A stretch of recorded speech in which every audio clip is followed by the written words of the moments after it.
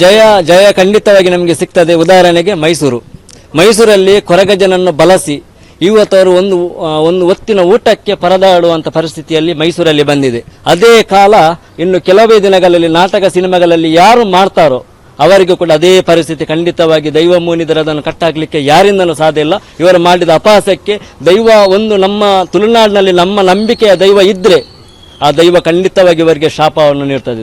ಇದು ಸತ್ಯ. ನಮ್ಮ ಮಣ್ಣಲ್ಲಿ ಆ ಒಂದು ದೈವ ನಿಜವಾದ ಒಂದು ಕೊರಗಜ್ಜಾಗಲಿ, ಪಂಜುರ್ಲಿ ಆಗಲಿ ಅಥವಾ ಯಾವುದೇ ಜುಮಾದಿ ಜಾರಂದ ಯಾವುದೇ ದೈವ ಇರಲಿ, ನಮ್ಮ ನಂಬಿಕೆಗೆ ಅವರು ಹಾಳು ಮಾಡಿದವರಿಗೆ ತಕ್ಕ ಪಾಠ ಇವರಿಗೆ ಖಂಡಿತವಾಗಿ ಮುಂದಿನ ದಿನಗಳಲ್ಲಿ ಸಿಗ್ತದೆ. ಇದು ನಾನೊಬ್ಬ ಆ ಸಮುದಾಯದಲ್ಲಿ ಹುಟ್ಟಿದ ಒಬ್ಬ ವ್ಯಕ್ತಿ, ಅಂದರೆ ನೇಮ ಕಟ್ಟುವ ಸಮುದಾಯದಲ್ಲಿ ಹುಟ್ಟಿದಂಥ ವ್ಯಕ್ತಿ. ನಮ್ಗೆ ಎಷ್ಟು ದುಃಖ ಆಗ್ತದೆ ಅಂದರೆ ನಮ್ಮ ದೈವಾರಾಧನೆಯನ್ನು ನಾವು ಹಿರಿಯರು ಅಂದರೆ ನಮ್ಮ ಗುರು ಹಿರಿಯರು ಕಲಿಸಿದಂಥ ಮಾರ್ಗದರ್ಶನ ಇವಾಗ ಎಲ್ಲೋ ಒಂದು ಕಡೆ ಛಿದ್ರವಾಗ್ತಿದೆ. ಅದರ ಮೂಲ ಈ ನಾಟಕ ಸಿನಿಮಾ. ಎಲ್ಲೋ ಆ ಒಬ್ಬ ರಿಷಬ್ ಶೆಟ್ಟಿ ಅಂತ ಒಬ್ಬ ಮೂರ್ಖ ಯಾವಾಗ ಕಾಂತಾರ ಸಿನಿಮಾವನ್ನು ನಮಗೆ ತುಳುನಾಡಿಗೆ ಕೊಟ್ಟಿದ್ದನೋ ಇಡೀ ಜಗತ್ತಲ್ಲಿ ಅವನಿಗೆ ರಾಷ್ಟ್ರ ಪ್ರಶಸ್ತಿ ಇತ್ತು ಇಡೀ ಸಿನಿಮಾಕ್ಕೆ.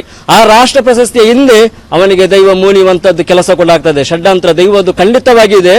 ಹಾಗೇನೆ ನಾಟಕಗಳಲ್ಲಿ ಮಾಡುವಂಥದ್ದು. ಇನ್ನೊಬ್ಬ ರೀಸೆಂಟ್ಲಿ ಒಬ್ಬ ಹುಡುಗ ಹುಲಿವೇಷದವನು ಕಲ್ಲುಟ್ಟಿಯ ವೇಷವನ್ನು ಬಳಸಿ ಅಂದರೆ ವೇದಿಕೆಗಳಲ್ಲಿ ಜೀಟಿಗೆಯನ್ನು ಇಟ್ಕೊಂಡು ಓಡಾಡುವಂಥದ್ದು, ಇದೆಲ್ಲ ಯಾರ ಮಾರ್ಗದರ್ಶನ ಅಂದರೆ ಈ ಸಿನಿಮಾದವರು. ಅದನ್ನು ನಿಲ್ಲಿಸಬೇಕು. ಮುಂದಿನ ದಿನಗಳಲ್ಲಿ ನಾವು ನಿಲ್ಲಿಸ್ತೇವೆ. ನಮಗೆ ದೈವದ ಬಲ ಇದೆ, ದೈವದ ಶಕ್ತಿ ಇದೆ, ಖಂಡಿತವಾಗಿ ನಮ್ಗೆ ದೇವರದ ಆಶೀರ್ವಾದ ಇದೆ, ನಾವು ಖಂಡಿತವಾಗಿ ನಿಲ್ಲಿಸ್ತೇವೆ ಅನ್ನುವ ನಂಬಿಕೆ ನಮಗೆ. ಆ ಮೂವಿಯವರಿಗೆ ನಾವು ಫೋನ್ ಮಾಡಿ ಕರೆ ಮಾಡಿದ್ವಿ, ತುಂಬ ಅವರನ್ನು ಸಂಪರ್ಕಿಸಲಿಕ್ಕೆ ನಾವು ವ್ಯವಸ್ಥೆ ಎಲ್ಲ ಮಾಡಿದ್ವಿ. ಅವ್ರದ್ದೇನು ನಮಗೆ ರೆಸ್ಪಾನ್ಸ್ ಇಲ್ಲ.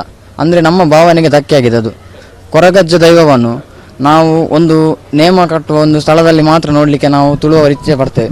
ಅದು ಬಿಟ್ಟು ಎಲ್ಲಿ ವೇದಿಕೆಯಲ್ಲಿ, ಮೂವಿಯಲ್ಲಿ, ನಾಟಕದಲ್ಲಿ ಎಲ್ಲ ಕೊರಗಜ್ಜನನ್ನು ನೋಡಲಿಕ್ಕೆ ನಮ್ಗೆ ಇಷ್ಟ ಇಲ್ಲ.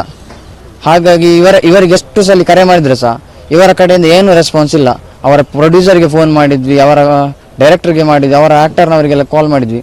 ಮತ್ತು ಅದರಲ್ಲಿ ಇರುವ ಕ್ಯಾಮರಾಮ್ಯಾನ್ ಅವರ ಸ್ವಲ್ಪ ನಮ್ಮ ದೈವಾರಾಧಕರಾಗಿದ್ದರಿಂದ ಅವರೆಲ್ಲ ಹೇಳಿದರು, ಹೌದು ನಮಗೆ ಸಹ ತಪ್ಪು ಕಾಣಿಸ್ತಾ ಉಂಟು, ಆದರೆ ನಾವು ಹೇಗೆ ಹೇಳುದು, ಅವರೆಲ್ಲ ಹಣದ ಆಮಿಷದಲ್ಲಿದ್ದಾರೆ, ನಮ್ಮ ದೈವಾರಾಧನೆಯನ್ನು ಒಪ್ಪಲಿಕ್ಕೆ ತಯಾರಿಲ್ಲ ಅವರೆಲ್ಲ, ಅವರಿಗೆ ಮತ್ತೆ ದೈವಾರಾಧನೆಯ ಬಗ್ಗೆ ಅಷ್ಟು ತಿಳುವಳಿಕೆ ಇಲ್ಲ, ಅವರೆಲ್ಲ ಮಂಗಳೂರಿನವರಲ್ಲ, ಬೇರೆ ಭಾಗದವರು. ಹಾಗೆ ಮತ್ತೆ ಆ ಮೂವಿದು ರಿವ್ಯೂ ನೋಡುವಾಗ ಸ್ವಲ್ಪ ಸಮರ್ಥನೆ ಎಲ್ಲ ಮಾಡ್ತಿದ್ರು ಮೂವಿಯವರು.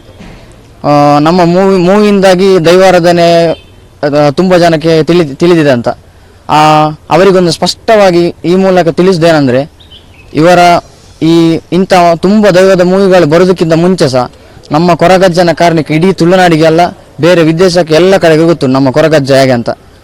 ಹಾಗೆ ಇವರು ಹೇಗೆ ಮಾಡಿದ್ದಾರೆ ಅಂದರೆ, ಈ ದೈವದ ಎಂತ ಎಲ್ಲ ಉಂಟು ನೇಮದ ಕಾಲದಲ್ಲಿ ಆಗ್ತದೆ ಅದನ್ನೆಲ್ಲ ಮೂವಿಯಲ್ಲಿ ಮಾಡಿದ್ದಾರೆ. ಮೂವಿಯಲ್ಲಿ ಮಾಡಿ ಇವರು ಒಂದು ಗಂಧ ಎಲ್ಲ ಕೊಡ್ತಿದ್ರೆ ಅದು ಸಹ ನೇಮದ ಆಗ್ತಿತ್ತು. ಅದಕ್ಕೆ ಒಂದು ನಮ್ಮದು ಕಟ್ಟುಂಟು, ಒಂದು ನೇಮಕ್ಕೆ ಸೂತಗಾದವರೆಲ್ಲ ಹೋಗ್ಲಿಕ್ಕೆ ಅಂತ. ಈಗ ಅಜ್ಜನನ್ನು ಮೂವಿಯಲ್ಲಿ ತಂದಿದ್ದಾರೆ. ಈ ಸೂತಗಾದ ಹೆಂಗಸರೆಲ್ಲ ಹೋಗ್ತಾರೆ ಮೂವಿಗೆ, ಅದೆಷ್ಟು ಸರಿ ನಮ್ಮ ಧಾರ್ಮಿಕ ಭಾವನೆಗೆ ಧಕ್ಕೆ ತರ್ತದೆ ಅದೆಲ್ಲ.